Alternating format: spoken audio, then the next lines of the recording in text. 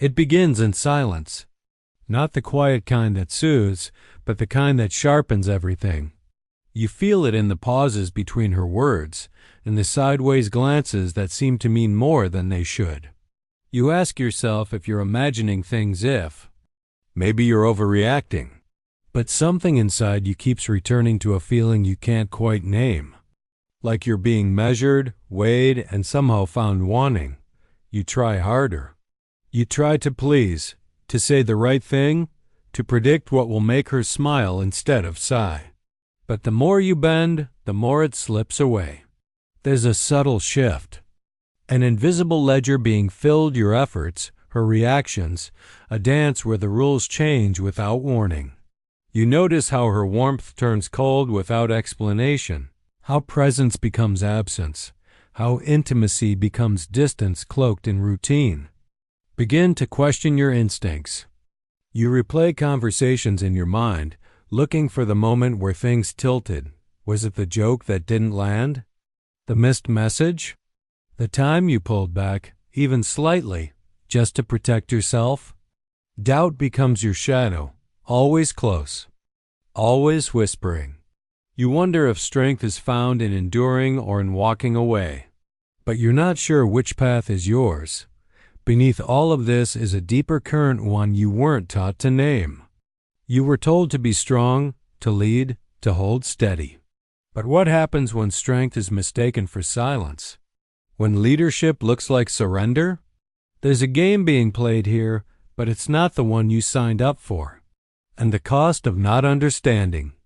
The rules is paid in your confidence, your clarity, your peace. You begin to feel the edges of something invisible. A contest of emotional leverage. A power dynamic that trades in hesitation, in ambiguity, in withholding. You're expected to read between lines that were never written. To decode signals wrapped in smiles that never reach the eyes. It's not rage. Or cruelty, it's subtler than that. It's disorientation. It's the erosion of certainty. You start to feel trapped in a maze where every path is lined with second-guessing. Do you speak your truth and risk being called insecure? Do you hold back and risk being misunderstood? There's no winning, only adjusting. Only hoping that, eventually, you'll strike the right balance between strength and softness, assertiveness and empathy. But the balance is always shifting, and you're the only one trying to hold it. You ask yourself, quietly, what it means. To be a man here. Not in the world outside, but in this private terrain of emotional exchanges. You were never given a map for this.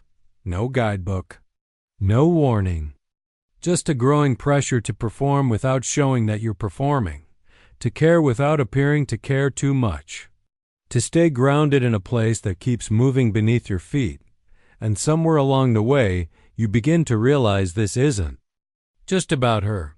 It's about you. About the parts of you that have always searched for approval in silence. About the boy inside the man who still wants to be chosen, seen enough. And it hurts, not loudly, not dramatically, but in the way slow.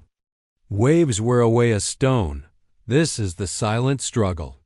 The invisible war fought not with words but with gestures, with timing, with space. And even though no one else sees it, you feel every wound.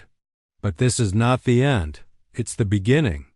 Because to name the battle is the first act of reclaiming your strength. And from here, you can start to understand not just the game but the truth behind it. You never imagined that love could feel like strategy. But over time, you notice patterns that didn't feel random. Words placed like pawns. Silence held like a knife. Not every move is conscious, but every move means something. You began to feel that this wasn't just about one relationship. It was something older, something inherited, something designed. You weren't taught this in school. No one explained. That intimacy can be a battlefield and attention a form of currency. But you've seen it, how certain glances pull power, how withdrawal creates longing, how affection becomes a lever pulled only when it serves a purpose. These are not accidents. They are echoes of something deeper, more ancient. At the root of it lies survival. For thousands of years, connection wasn't just emotional, it was existential. Safety, resources, status, all tied to one's ability to attract, to hold, to influence. And so, behaviors evolved. Not malicious, just strategic.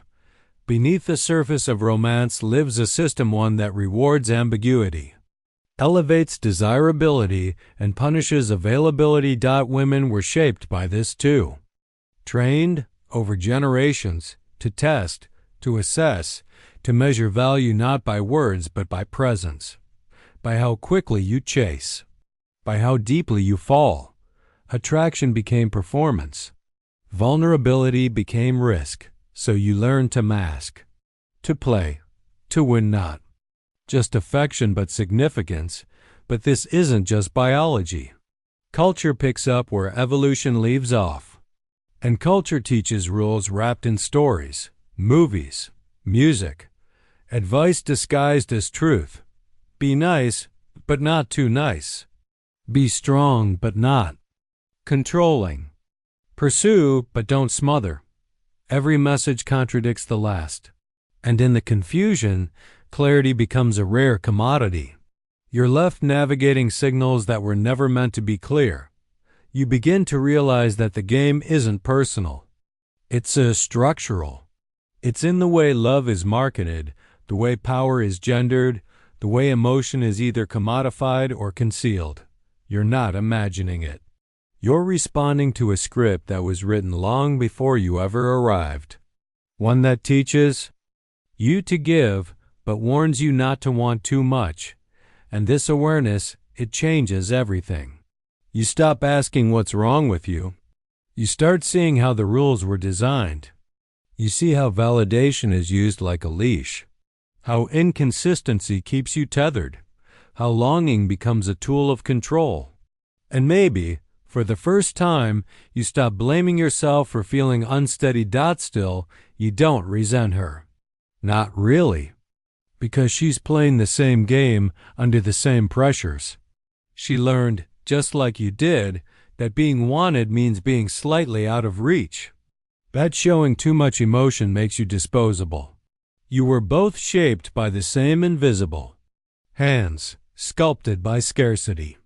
Trained in uncertainty. This is the world you inherit. A world where connection is pursued like conquest, where love becomes negotiation, where attention is rationed to preserve leverage. And yet, inside you, there's a deeper hunger, one for truth, for sincerity, for something untouched by tactics. And that hunger, that's the beginning of freedom, because once you understand why the game exists, you're no longer trapped inside it. You can step back, observe, decide. You can stop reacting and start responding. Not to manipulate, but to liberate. Not to win, but to understand. You begin to see your relationships not as battles to be won, but mirrors reflecting where you still seek approval, where you still fear being alone, where you confuse being chosen with being worthy. And now that you see the structure, you can begin to dismantle it. It starts small. A comment that seems off, but you let it pass. A delay in response that leaves you unsettled, but you make excuses for it. At first, you think you're just being sensitive, that maybe she's having a bad day. But deep down, something feels rehearsed, intentional, like you're being watched, not for who you are, but for how you react. Then it happens again. Not the same way, but with the same effect. A glance held a little too long at someone else. An inside joke that leaves you on the outside. Affection pulled back just when you thought things were safe. Each moment feels isolated, almost insignificant. But together, they weave a message too quiet to speak, but too loud to ignore. You start to notice the patterns. The way warmth comes only after you retreat. The way tension rises when you stop chasing, as if your distance becomes a lure. And suddenly, you realize it's not random. It's a test. A provocation disguised as spontaneity. She's not seeking conflict. She's seeking certainty about you, your power, your place. Some women test to feel secure, others to feel superior. But the tactic is the same. Pull away to see if you'll follow. Disrupt emotional equilibrium to watch how quickly you try to restore it. It's a measure of leverage. An unspoken question. Who needs who more? You begin to understand that it's not always about what's said. It's about timing, tone, space. You recall the nights where she seemed distant for no reason, only to be affectionate after you apologized for something you didn't do. The tension that vanished the moment you surrendered your ground. You weren't resolving conflict. You were being conditioned. But now, you see you see how a cold shoulder can become a leash. How sarcasm, dressed as humor, can chip away at your center. How approval is given just long enough to make its absence hurt. It isn't cruelty, it's calibration. A way to gauge control, to define the emotional balance. And for a long time, you didn't realize you were playing along. You thought being understanding made you strong. That patience was proof of love. But patience without awareness becomes self-abandonment. Understanding without boundaries becomes submission. And the more you gave, the more was taken not out of malice, but out of instinct. This is not about blame. It's about clarity. You can't change a game you don't know you're in. And once you name it, everything shifts. The fog begins to lift. You stop reacting. You start observing.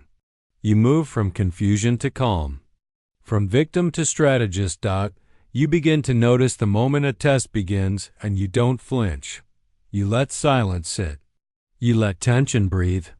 And in doing so, you take back something precious, your center. The part of you that once twisted to make others comfortable. Now stand still. And here, something unexpected happens. When you stop proving yourself, the need to test you begins to fade. When you hold your ground, the game collapses. Not because you fought harder, but because you didn't fight at all. You stepped outside the script and rewrote your role in it. You realize that power isn't taken. It's given moment by moment in the space between reaction and response. And now that you see the patterns, you are no longer bound by them. Not because she changed, but because you did.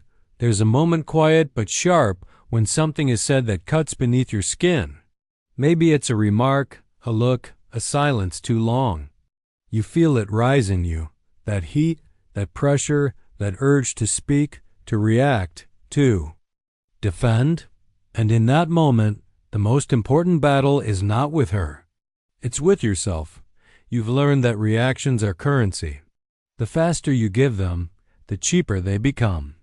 You think expressing how you feel will clear the air, bring understanding, restore connection. But too often it does the opposite. It hands your center to someone else. Because once she can move you at will, she no longer needs to meet you where you are. She can pull you to where she wants you to be. Emotional mastery begins when you stop needing to be understood in the heat of the moment. When you stop explaining yourself to earn peace. It's not about suppression, it's about discernment. You feel everything, but you choose when, how, and if you respond, not to manipulate, but to protect what is sacred inside you, because the truth is, your emotions can be used against you, not always maliciously, sometimes even unconsciously. But if every button leads to a visible reaction, you become predictable. And predictability is the first step toward powerlessness. To master emotion is to master presence, the ability to stay rooted when everything around you begs for a storm. You begin to notice how chaos invites reaction, how provocation is often a test, not of strength, but of stillness. Can you sit in discomfort without trying to control it? Can you hear the accusation without collapsing into apology? Can you see the withdrawal and not chase after it? These are not just questions. They're doorways into something deeper, because every time you hold your center, something inside shifts. Not just in her, but in you. You stop performing for closeness. You stop negotiating for worth. You start becoming the kind of man who does not flinch, who does not fold, who does not fear being misunderstood. And strangely, that silence becomes magnetic. Not cold, not distant, just grounded. You become the one she cannot easily provoke, the one she must now meet with clarity rather than chaos. You create the frame where real connection can begin because manipulation doesn't survive in. Still waters. It isn't about being emotionless. It's about emotion in its highest form, directed, disciplined, integrated. You feel the waves but do not drown in them. You hear the storm but do not become it. This is the strength no one taught you to value. The quiet power of a man who owns his breath, his posture, his truth, and in time you begin to realize emotional self-control is not a burden, it's a freedom. The freedom to choose peace over provocation. The freedom to lead rather than react. The freedom to walk away. Not from her, but from the old version of yourself that once mistook reaction for connection. This is the first rule. Not because it's the easiest, but because it makes all the others possible. If you cannot master yourself, nothing else you build will hold. There's a moment when you realize you've been reacting to life instead of directing it. Not because you're weak, but because you never knew you had the right to lead. You thought being agreeable made things easier. That compromise built connection. That being chosen meant staying adaptable. But somewhere along the way, you stopped recognizing yourself in the mirror of your own relationships. You feel it when conversations drift into tension without reason. When the tone changes and you follow it like a thread pulled out of your spine. When her mood becomes your compass. When her silence dictates your words. You aren't speaking from your truth, you're managing hers. And in doing so, you vanish. But there is a rule. Quiet, simple, powerful. You set the frame, or you live in someone else's. Every dynamic has one. Invisible, yet absolute. It defines who leads, who follows, what's allowed, and what isn't. Most people never question it. They accept the unspoken terms, then wonder why they feel like strangers in their own lives. Setting the frame doesn't mean control. It means clarity, direction. You walk into a space and decide what energy you bring. You speak from intention, not reaction. You define what respect looks like, not in anger, but in presence. And without ever raising your voice, you tell the world how to treat you. In relationships, the frame is everything. If you're chasing, you've already lost it. If you're explaining your worth, you've surrendered it. If you're waiting for her to decide how things go, you've given her the pen to write your story. And no matter how kind, how beautiful, how intelligent she is, if you don't lead the frame, she will. Not because she's unkind, but because someone has to lead the frame is to embody direction. Not dominance, not arrogance, just quiet certainty. The ability to hold tension, to stay grounded when emotions rise, to stay rooted in your values even if it costs you something. Especially if it does. You stop asking for agreement and start offering perspective. You stop chasing closeness and start creating space where intimacy can rise naturally. And when conflict comes, as it always does, you don't flinch. You don't beg. You don't collapse into pleasing. You let the frame speak for you, calm, measured, unshaken, and something changes. Not just in her, but in you. You no longer seek validation to feel whole. You no longer fear distance. You no longer confuse her feelings with your worth. You become the frame, the steady presence that gives everything around you shape. You start to see how you used to bend to avoid discomfort, how you soften truth to keep peace. how you tolerated chaos to feel needed. But peace built on suppression is not peace. It's slow self-erasure. And you're done with that. Now, you speak without apology. You move with intention. You enter every space knowing that your values, your direction, your energy is enough. Not to overpower, but to lead. To create a container where real connection can happen, where manipulation dissolves, and truth begins. And when someone tries to shift the frame, to pull you into doubt, into reactivity, into games, you don't follow. You pause, you breathe. And you bring the energy back to center. Yours. Because this is the rule. You set the frame, or you lose yourself inside someone else's. There was a time when you thought showing up always, giving everything, being fully available was love. That access meant intimacy. That presence guaranteed connection. But over time, you began to see the cost. The more you gave, the less it was felt. The more you offered, the more it was expected. Your constant presence became background noise, familiar, predictable, taken for granted.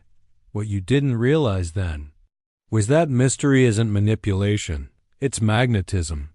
And that the most valuable things in life are rare protected, not because they're cold, but because they're sacred. You weren't meant to be everywhere for everyone all the time.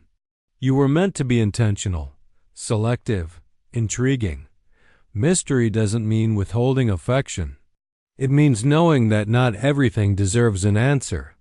Not every moment needs to be explained. Not every emotion must be revealed at once. Some parts of you are meant to unfold slowly, to be earned. Not to play games, but to preserve depth.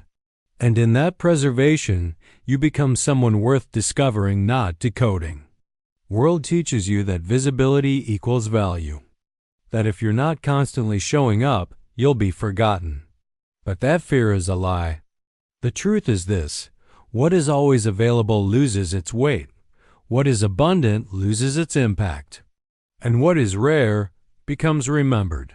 You don't need to make yourself scarce. You need to make your time, your energy, your presence meaningful. When you're always responding, always proving, always available, you teach people that your value is tied to their access. But when you begin to choose where you invest, how you engage, what you allow, you teach them that your presence is a gift. Exclusivity isn't arrogance, it's awareness. The awareness that not everyone deserves your full access. That your peace isn't something to be bargained with. That your attention is not a faucet to be turned on and off by someone else's moods. You begin to understand that love without boundaries becomes dependence. And connection without contrast becomes noise. So you step back not to punish, but to remember, to return to yourself. To remind others and yourself that you are not defined by how much you give, but by what you choose to protect. You stop broadcasting your inner world to those who haven't earned the right to witness it. You stop explaining your worth. You let your silence, your standards, your absence speak, and something shifts. You're no longer chasing admiration. You're commanding respect, not by being louder, but by being clearer. Not by pulling people in, but by letting them come closer on their own. The space you create becomes an invitation. The limits you hold become your language. And the mystery of who you are becomes your gravity. This is the transition from dependence to self-assurance, from proving to protecting. You no longer need constant affirmation to feel enough. You no longer offer yourself in pieces to be accepted. You know what you bring. You know what you're building. And that knowing becomes your shield, because when you live from fullness, not fear, you stop clinging. You start choosing. You stop performing. You start becoming. And in that stillness, in that selectiveness, in that calm certainty, you become rare. Silence is not absence. It is a presence, of force.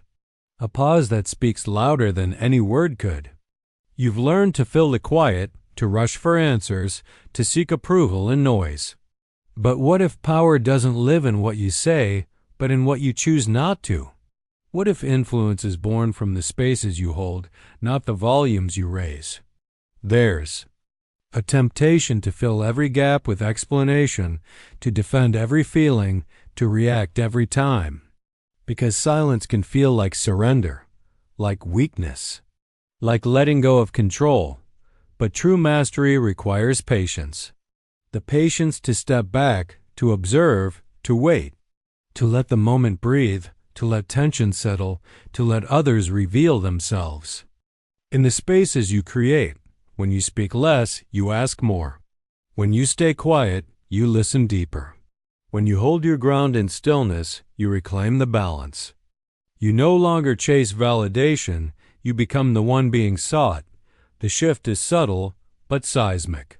The power dynamic reverses. Others lean in, curious, unsettled, compelled. This silence is not passive, it's strategic. It's a mirror held up to the chaos around you. You watch the emotional storms, but you don't get swept away. You witness provocations without flinching. You resist the urge to fix, to explain, to placate. Because sometimes the loudest message is no message at all. In these moments, your emotional resilience grows. Not through control or suppression, but through presence. You are fully there, without needing to prove or defend. This steady calmness becomes your sanctuary and your strongest weapon. It commands respect, not through force, but through unshakable quiet. By embracing silence, you deny the narrative to those who seek to unsettle you. You refuse to be baited into reactive patterns that chip away at your confidence. You refuse to hand over your peace to fleeting provocations. Instead, you build a fortress within, an inner stillness that no external chaos can penetrate. The art of strategic silence is also the art of patience. Patience with yourself, patience with others, patience with the unfolding of truth. You understand that not all battles need fighting, not all moments demand a response. Some truths reveal themselves only in time. You allow the story to develop, knowing that clarity often arrives on its own terms. In this quiet, you cultivate presence. Presence that doesn't beg for attention, but commands it. Presence that listens more than it speaks. Presence that holds space for growth, change, and understanding. And in this presence, you find freedom from the need to control outcomes, from the compulsion to fix everything, from the exhaustion of constant defense. You come to see silence not as emptiness, but as fullness. Fullness of knowing, of strength, of choice. It is a language of power spoken without words. A language that forces others to question, to seek, to follow. It is the quiet pulse behind every lasting influence, and so, when others rush to fill the void, when they scramble for certainty, you remain unmoved. Because you've learned the deepest truth, that sometimes to win the war, you must first master the pause. To let silence become your voice. To let patience become your armor. You no longer fear the quiet. You embody it. You wield it. And in that mastery, you find a power that is both ancient and profound, the power of strategic silence. You learn that true power is not born from immediate victories, but from foresight, seeing beyond the moment, beyond the surface, into the currents beneath. It is a quiet strategy, one that requires patience not just in silence but in vision. To play the long game is to understand that every choice you make echoes far beyond the present, shaping a future only you can foresee. In this, you reject the chaos of petty struggles that seek to consume your energy, your peace, your mind. You recognize that small battles are often distractions, traps laid to derail your progress, to pull you into cycles of reaction rather than creation. Instead, you step back, seeing the bigger board, knowing when to move and when to hold. when to invest and when to wait. You build not just for today, but for the man you will become tomorrow. Every moment is a brick in the foundation of your legacy. The distractions of instant gratification fall away as you commit to growth that cannot be rushed, growth in character, in purpose, in understanding. This growth is silent, deliberate, and relentless. There is a profound strength in this discipline in resisting the urge to prove yourself in the now, to wait while others rush, to plan while others react. This patience becomes your edge. You cultivate a mindset that is immune to the noise, anchored in a vision that transcends fleeting conflicts. With this perspective, you see relationships differently, not as battles to be won or lost, but as parts of a greater journey. You choose your engagements wisely, knowing that true influence arises from consistency and integrity over time.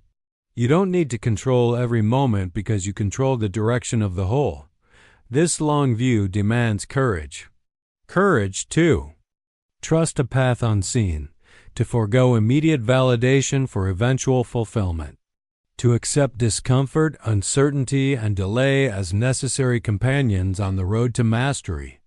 It is here that you discover resilience not as endurance alone, but as faith in the process. Your purpose sharpens as your vision clears. You understand that every interaction, every choice, every silence is a step forward in a story you write deliberately. This awareness frees you from impulsive reactions and petty disputes, giving you the calm clarity to navigate complexity with grace. In the long game, you become the architect of your own destiny. The fleeting power plays lose their hold because you wield influence that is measured not by momentary gain, but by lasting impact. You are no longer a player caught in the moment, you are the strategist shaping the future.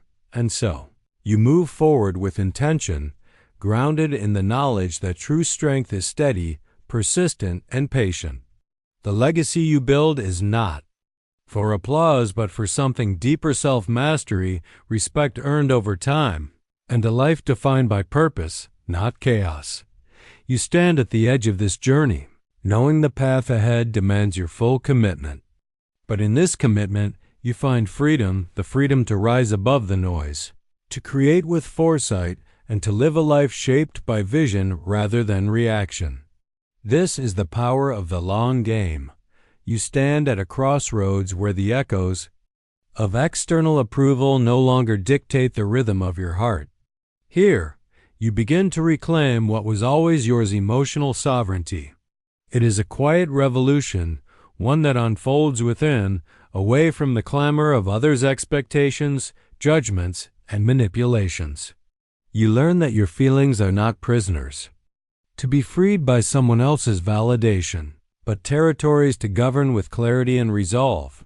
This journey demands that you take ownership not only of your reactions but of your choices, your actions, your very presence in the world. To reclaim emotional sovereignty is to step fully into the role of author of your inner landscape. No longer are you a passive witness swept by tides of anger, doubt, or fear. Instead, you become the calm eye within the storm, the steady hand steering your course through uncertainty. You recognize that the power to shape your emotional reality has been within you all along. It is neither found in the fleeting warmth of praise nor the cold absence of approval. It is forged in the moments when you decide to respond with intention rather than instinct, to observe rather than react, to feel deeply but without losing yourself. This discipline is the foundation of true freedom. As you practice this sovereignty, you begin to see relationships through a new lens, not as mirrors reflecting your worth, but as interactions colored by mutual respect and authentic connection. You no longer seek to fill a void left by others. Instead, you bring fullness to the table. This shift transforms every conversation, every glance, every silence into an expression of your grounded self. There is a profound strength in this emancipation. The chains of needing approval dissolve, revealing an inner resilience that cannot be shaken by external storms. You stand taller not because the world bows to you, but because you have learned to stand without needing it to. Your power is not dependent. It is inherent and unassailable. You begin to navigate your life with a sovereignty that feels like a deep, unyielding river, steady, persistent, and alive. This river does not rush blindly toward validation. It flows with purpose, cutting through the noise and carving its own path. Your emotions no longer control you. They become signals, guides that inform your journey rather than dictate its course. Triumph here is subtle but profound. It is found in moments of stillness, in the space between impulse and action, in the recognition that your value is not a currency exchanged with others, but a constant within yourself. You reclaim your emotional sovereignty not by conquering others, but by mastering your own realm. With this mastery comes liberation, a freedom to live authentically, to embrace your complexity without apology, and to build a life rooted in self-trust rather than external affirmation. This is the victory of the man who knows his worth, not because it was told to him, but because he has claimed it as his own. You envision a future where your emotional landscape is no longer a battlefield, but a sanctuary. Here, every feeling is honored, every choice deliberate, and every action and expression of your inner truth. This is the sovereign man, whole, unshakable, and free. In this space, you find a deep, quiet joy not from the approval of others, but from the profound satisfaction of standing fully in your power. This joy is not loud or demanding. It is steady, like the dawn breaking after a long night, illuminating everything with clarity and peace. You have reclaimed your emotional sovereignty, and in doing so, you have taken the final step toward the life you were always meant to live, one of true freedom, profound strength, and unbreakable self-mastery. You have traveled far beyond the surface, past the noise and the fleeting victories. Now, you arrive at the core of what it means to possess true strength, quiet, unyielding, and sovereign. This strength is not measured by control over others, nor by the ability to manipulate outcomes. It is the mastery of yourself, the serene command of your own mind, heart, and spirit. Here, dominance reveals itself not as a force imposed from without, but as a power that rises from within. In the stillness of this mastery, you understand that influence begins with presence. Your calm becomes a language louder than words, your silence a weight that commands respect. The battles you once waged in the shadows of uncertainty have transformed into the steady pulse of confidence. You no longer seek to conquer external realms because you have already conquered your inner ones. The principles you have embraced are threads woven into the fabric of your being. Emotional mastery teaches you that to react is to give away power. Instead, you choose to respond with quiet certainty. Setting the frame reveals how you lead your story, defining the boundaries of your interactions with intentionality. Mystery and exclusivity guard your value, creating a sacred space that others learn to honor. Strategic silence becomes your shield and your signal, a reminder that sometimes the greatest power lies in absence. You grasp that the long game is not a strategy of manipulation but a commitment to growth and vision. It demands patience, foresight, and an unwavering dedication to becoming the man who is unshakable because he is whole. Each step you take is deliberate, each decision aligned with a purpose greater than immediate gratification or petty conquest. This quiet strength is not something that announces itself with bravado or force. It is felt like the deep roots of an ancient tree, steady through storms and seasons. It commands respect not through intimidation but through an unspoken assurance that you are a force to be reckoned with, because you belong to yourself completely. Dominance, in its truest form, is freedom, the freedom to stand tall without the need to prove, to wield power without the urge to control, to move through the world as an embodiment of your highest self. This freedom is both a gift and a responsibility, a call to live with integrity, courage, and unwavering authenticity. You are no longer caught in the cycles of external validation or manipulation. Instead, you walk a path lit by your own inner fire. This is the transformation from victim to sovereign, from reactive to intentional, from fragmented to whole. It is a transformation that ripples out, affecting every connection, every moment, every breath you take. Now, with this understanding, you are called to action, not to dominate others, but to dominate yourself. To rise each day and choose strength over weakness, presence over distraction, sovereignty over submission. This is the quiet power that moves mountains not by force, but by persistence and grace. Embrace this strength. Own your story. Stand in the fullness of your being. Let your life be the testament to what it means to be truly dominant, not by bending others to your will, but by mastering the art of becoming yourself. Here lies your power, unbroken and radiant. This is your moment to step into that power, to live with intention and to inspire others by the sheer force of your authentic presence. The world awaits the man who knows himself and leads with quiet strength. You are that man.